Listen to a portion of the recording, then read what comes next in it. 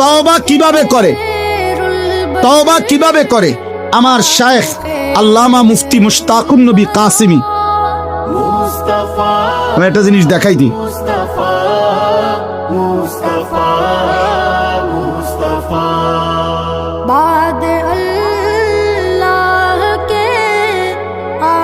এই দেখেন, এখানে আমি এই সাদা কাগজে লিখছি চ আকার চা, দেখছেন নি? এটা চ আকার চা, কি লিখছি?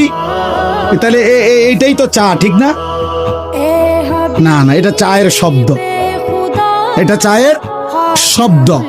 সাফাতা, চিনি, পানি, এই তিন জিনিস একত্র হইয়া যেটা হয় সেটারে কয় চা।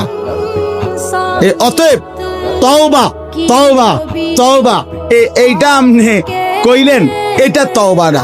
তিন জিনিস একত্র হইলে সেটাকে বলে তওবা।